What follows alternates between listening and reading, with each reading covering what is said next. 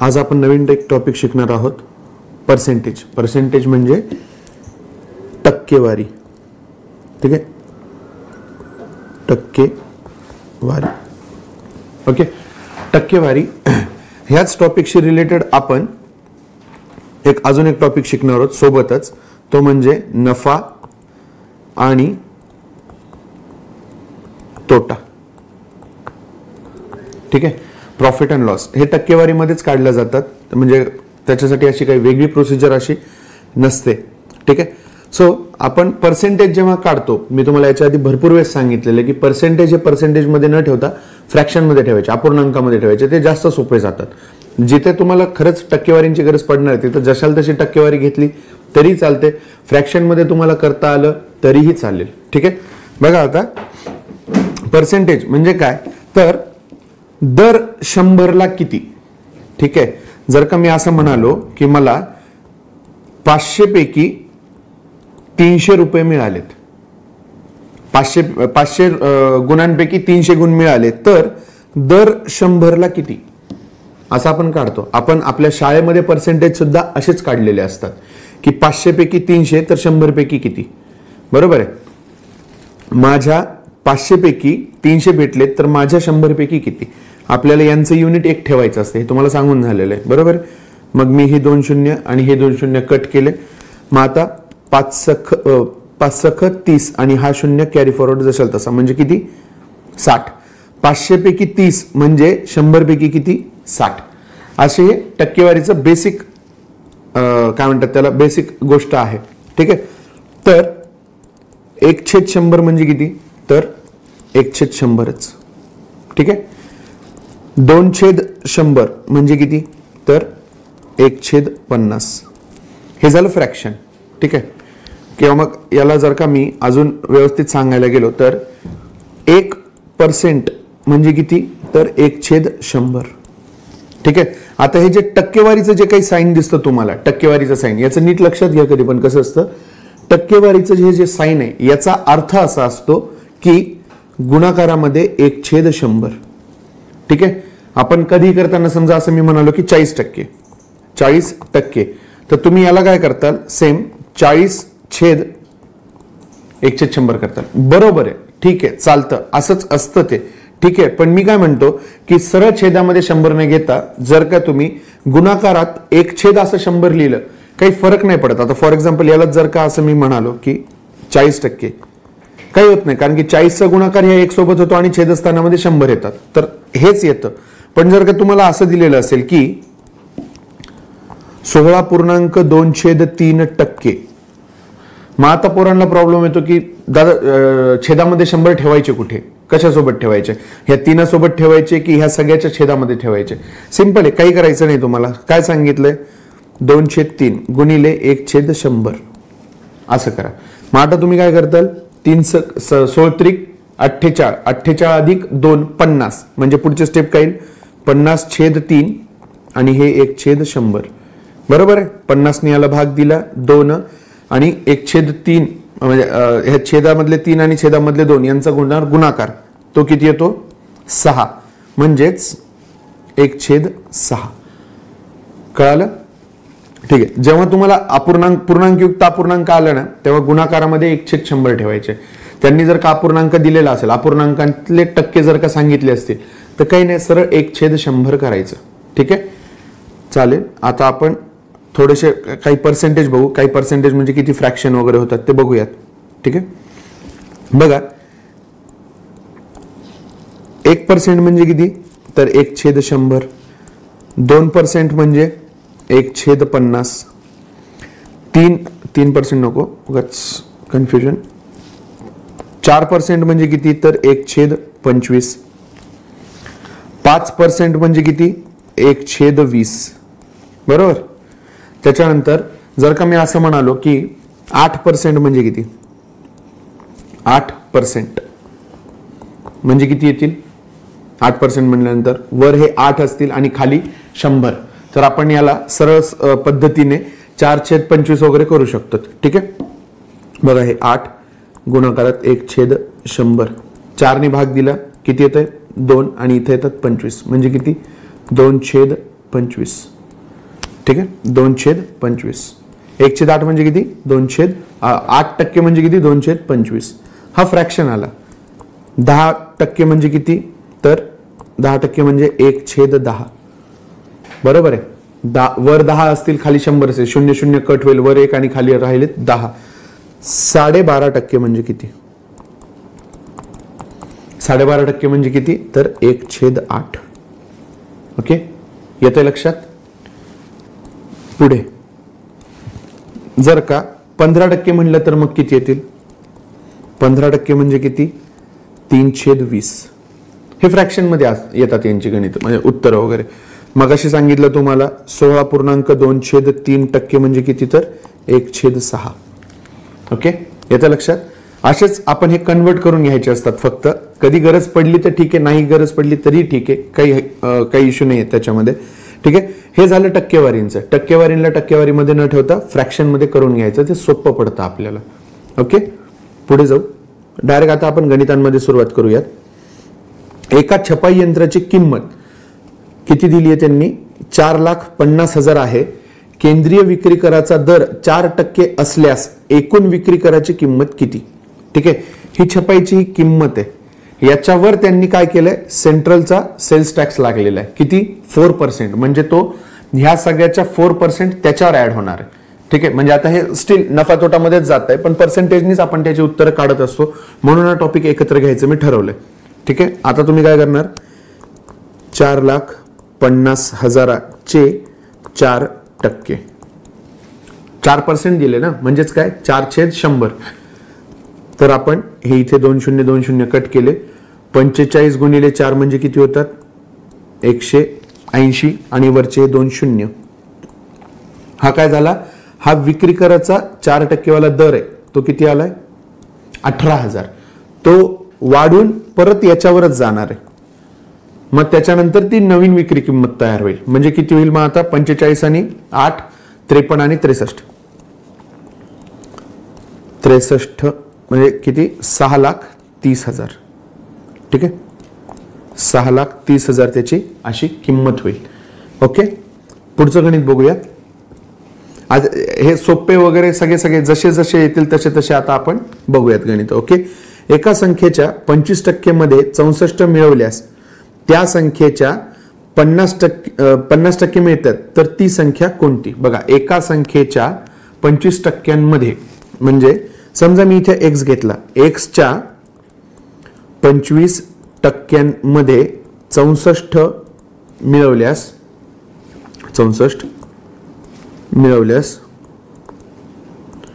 त्या संख्येचे म्हणजे एक्सच्या 50% मिळतात. बघा, लक्षात घ्या, ऑलरेडी इथे एक्सचे किती टक्के दिलेले आहेत? 25%. इथे किती दिलेले आहेत? 50%. म्हणजे हे काय असेल? एक्सच्या 25% असणार आहे. परत येते लक्षात? बघा, हे 25% आणि हे 25% म्हणजे मिळून झाली की नाही 50%. याला जर का तुम्हाला सॉल्व्ह करायचं असेल तर तसंही करून घेऊ शकता. मग आता कोणाच्या 25% हे 64 असतील ते तुम्ही काढू शकता. म्हणजे काय? 64च्या चौपट करा.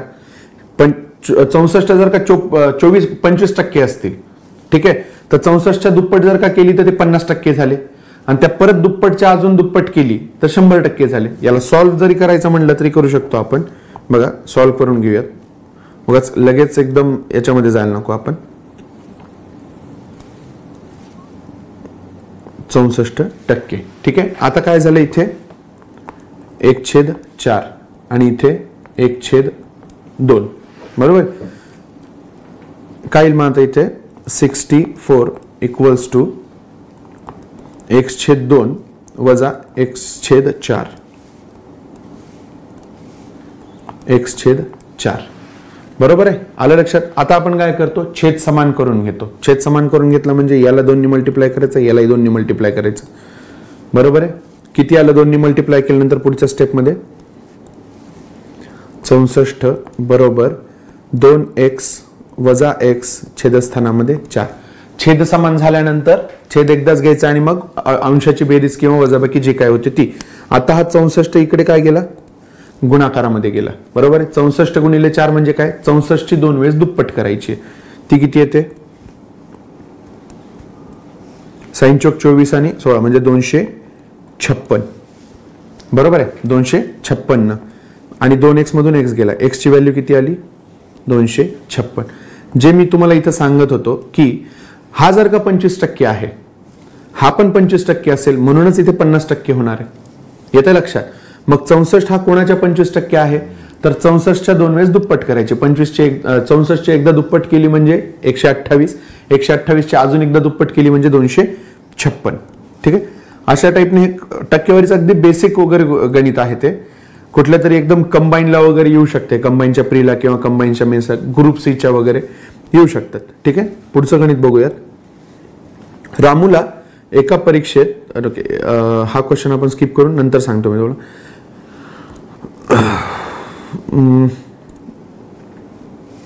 ओके, आयोगाला हा आलेला क्वेश्चन आहे. एका निवडणुकीमध्ये 8% मतदारांनी मतदान केले नाही. तर कदाचित वरची ओळ दिसत नसेल तुम्हाला, तर क्वेश्चन आहे हा आलेला आहे MPSC CSAT 2013 ला. ठीक आहे. एका निवडणुकीमध्ये 8% मतदारांनी मतदान केले नाही. या निवडणुकीत फक्त 2च उमेदवार होते. निवडून आलेल्या उमेदवाराला एकूण मतांच्या 48% मते पडली आणि त्याने 1100 मतांनी दुसऱ्या उमेदवाराचा पराभव केला. तर एकूण मतदार किती? आपण असं समजूयात की 100% लोक आहेत गावाचे, 100% गावाची लोकसंख्या आहे. त्याच्यापैकी 8% जणांनी मतदानच नाही केलं. बरोबर आहे.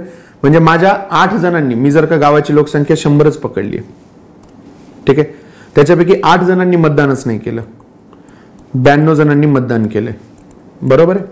त्याच्यापैकी विजयी उमेदवाराला किती मिळालेत मतं? 48. तर मग हारलेल्याला किती भेटली असतील? 44. ह्या दोघांची मिळून 92 होतात. बरोबर.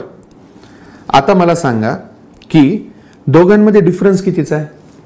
4चा, म्हणजे 4%चा. आपण जर का प्रत्येक ठिकाणी पर्सेंटचं साइन लावलं तर इथे किती आहे? 4%चा फरक आहे. 4%च्या फरकाला त्यांनी काय सांगितलंय की 1100 मतांनी दुसऱ्या उमेदवाराचा पराभव केला. म्हणजे इथं माझ्याकडे किती टक्क्यांनी केलाय? 4% केलाय. बरोबर आहे. पण प्रत्यक्षामध्ये किती मतांनी केलेला आहे? तर 1100 मतांनी केलाय. 4% म्हणजे जर का 1100,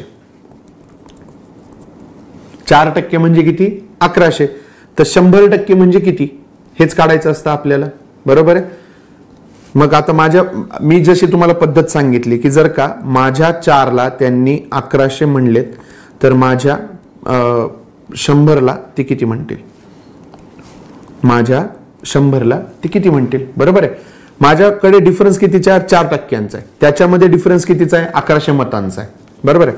माझ्या 4%ला ते 1100 म्हणतायत, तर माझ्या 100%ला किती? ह्या दोघांचं युनिट 1 पाहिजे. हे 1100 काय आहेत? वोट्स आहेत. वोट. बरोबर आहे. हे 1100 काय आहेत? वोट आहेत.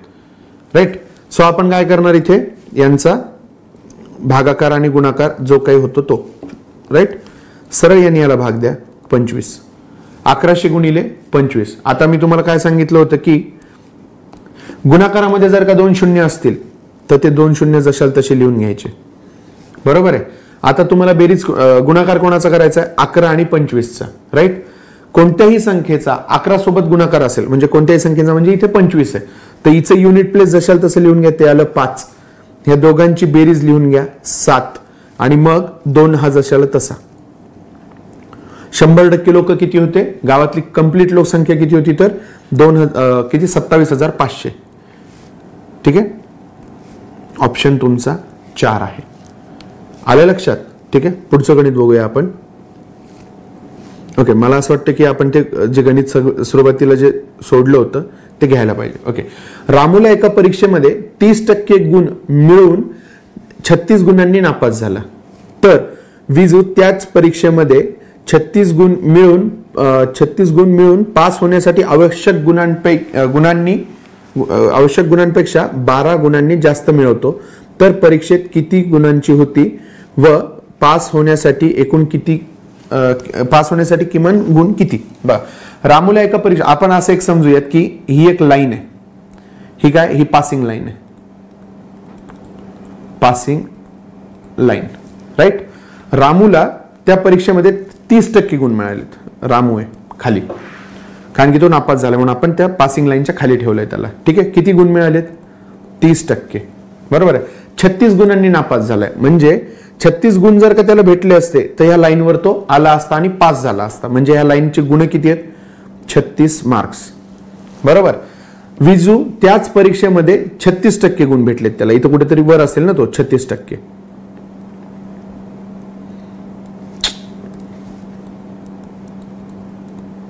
अरे देवा, कम्प्युटर चालायलाच तयार नाही. शिट, एक मिनिट, काहीतरी प्रॉब्लेम येतोय.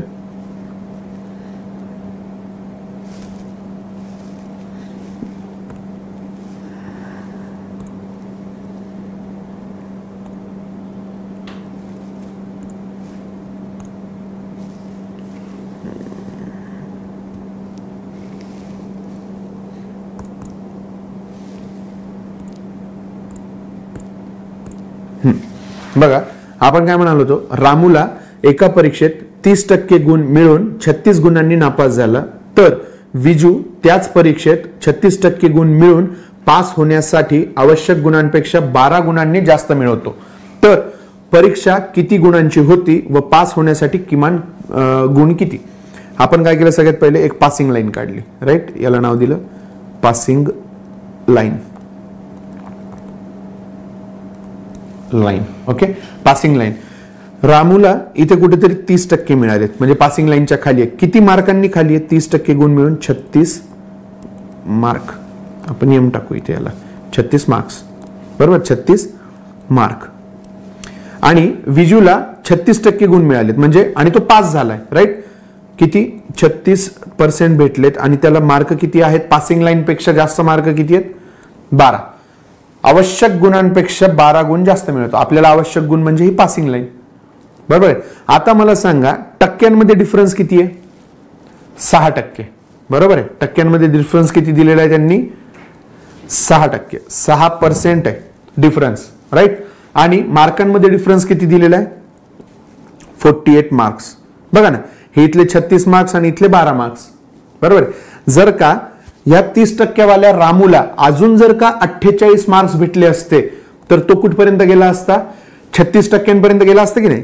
बघा, 36 मार्क मिळून पासिंग लाईनला आला असता, अजून 12 मार्क मिळून 36% गेला असता. बरोबर आहे. म्हणजे 6% म्हणजे किती? 48. आता तुम्हाला काय करायचंय की परीक्षा किती गुणांची होती वगैरे ते तर काढूच शकतो. तर परीक्षा किती गुणांची होती? तर परीक्षा असते 100% गुणांची. बरोबर आहे. 6% म्हणजे 48. 1% म्हणजे किती? 6 मार्क्स. बरोबर आहे. हा याच्या किती पट आहे? 6 पट आहे. याच्या पण इकडे 6 पटच घेतला आपण. बरोबर आहे. मग 1% म्हणजे 600, तर 100% म्हणजे किती? 1% म्हणजे 6 मार्क, तर 100% म्हणजे 600 मार्क. राईट. किंवा मग तुम्ही ह्या थेरीने सुद्धा काढू शकता की माझ्या 6%ला ते 48 मार्क्स म्हणतायत, तर माझ्या 100%ला ते किती म्हणतील? आलं लक्षात? ठीक आहे. किती येतं? सॉरी 800. सॉरी इथे 800 घ्यायला 8 पाहिजे इथे. राईट. 8 marks, 800 marks. 8 इथे भागाकार केल्यानंतर 8 येईल आणि 100 गुणिले 8 म्हणजे किती? 800. माझ्या 6ला 48, तर माझ्या 100ला किती? 800. राईट. आता आपल्याला पासिंग मार्क्स काढायचे. त्यांनी काय सांगितले की पास होण्यासाठी किमान किती गुण हवेत. बरोबर आहे. आता आपल्याला माहिती आहे की जर का 1% म्हणजे किती? बरं, 100% म्हणजे 800 मार्क्स. बरोबर आहे. 10% म्हणजे किती? 10% म्हणजे किती? 80 मार्क्स. बरोबर आहे. मी याच्यात 30% घेतले तर मार्क्सच्या पण 30 घ्यावे लागतील. किती होतील? 240. आणि 30%पेक्षा जर का 36 मार्क अजून भेटले, 30% मिळून जर का अजून 36 मार्क्स भेटले तर आपण पासिंग लाईनला आहेत. म्हणजे याच्यामध्ये जर का मी अजून 36 टाकले, आलं लक्षात? बघा, माझ्या 6ला 48 म्हणतात, तर माझ्या 100ला किती म्हणतील? 800 म्हणतील. बरोबर आहे. त्यांनी सांगितलं की 30% आणि प्लस 12 मार्क्स भेटले तर तुम्ही पास होणार आहेत. 30% म्हणजे किती? तर 240 मार्क्स आणि याच्यामध्ये अजून 36 मार्क टाकायचे. सॉरी, 36 मार्क जर का टाकले आपण तर आपण पासिंग लाईनला पोहोचतोय. म्हणजे किती? बघा, हे 240 आहेत राईट. 6, 4 आणि 3 7 आणि 2 ही झाली पासिंग आणि हे झाले तुमचे टोटल मार्क्स. ठीक आहे, अशाच टाईपचे आपण पुढे गणित बघूयात पुढच्या लेक्चरमध्ये. धन्यवाद.